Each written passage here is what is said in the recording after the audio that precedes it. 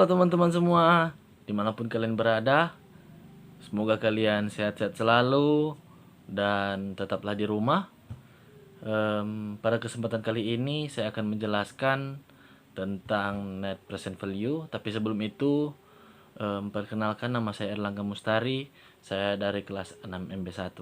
Dan kali ini saya akan menjelaskan tentang net present value.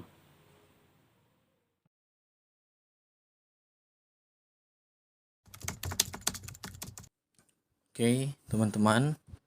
Saat ini saya akan menjelaskan tentang net present value.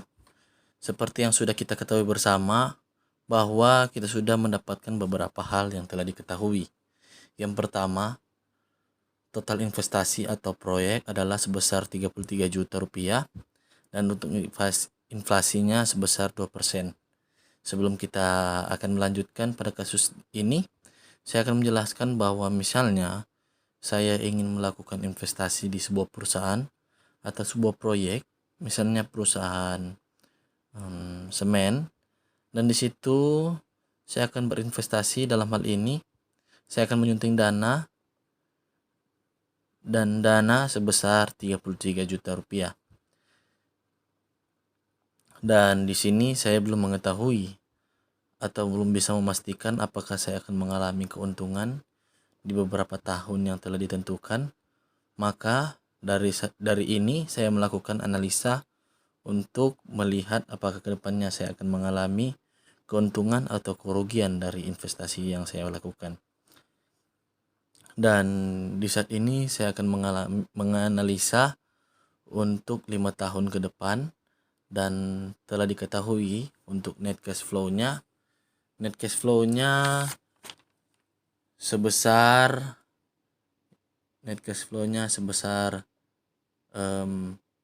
yang pertama, tahun yang pertama 23.690.795.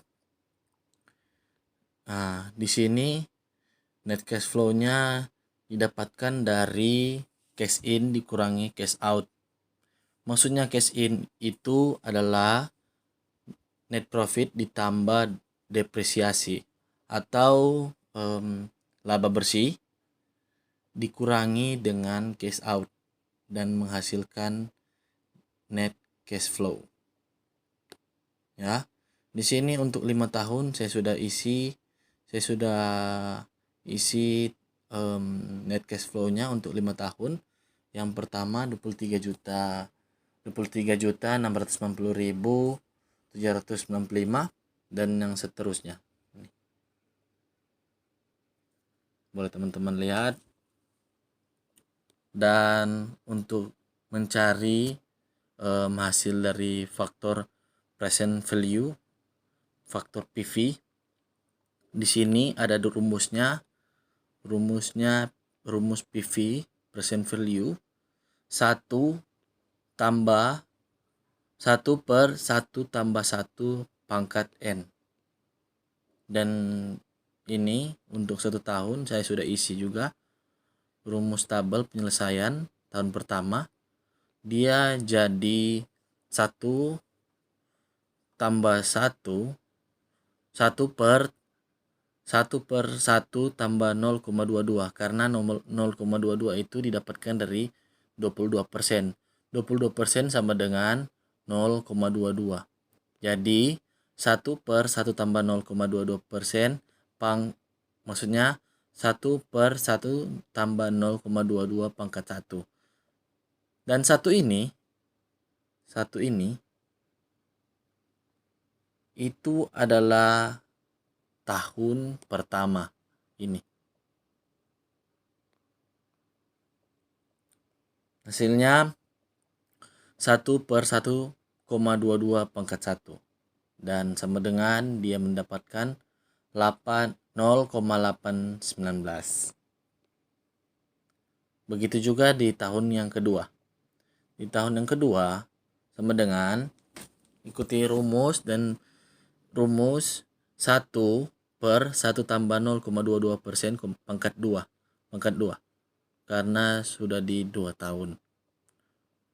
1 dia menjadi 1 per 1,22 pangkat 2 hasilnya 1,1489 dan sama dengan dia mendapatkan 0,672. Begitu juga seterusnya yang di tahun ketiga, keempat, dan yang kelima. Ketika sudah mendapatkan hasil dari faktor present value, faktor PV dari yang tahun pertama, kedua, tiga, keempat, dan yang terakhir kelima. Ini hasil dari ini dia 1/1 tambah 0,22 pangkat 1 sama dengan 1/1,22, hasilnya 0,819. Dan hasil tersebut dari kelima tahun ini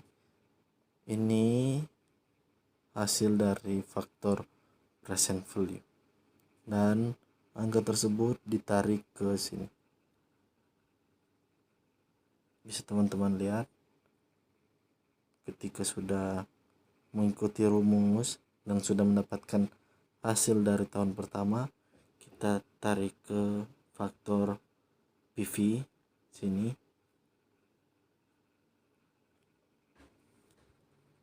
Oke. Dan di sini kita akan mencari present value-nya PV.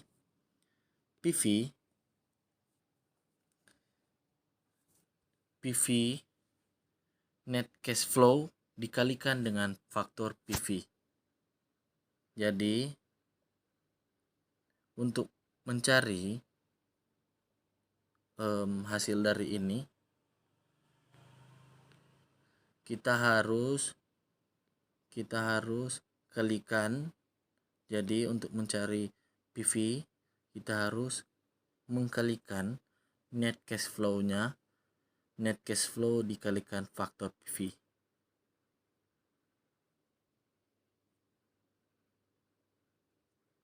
Jadi 23.690.795 dikali dengan 0,819. Hasilnya ini.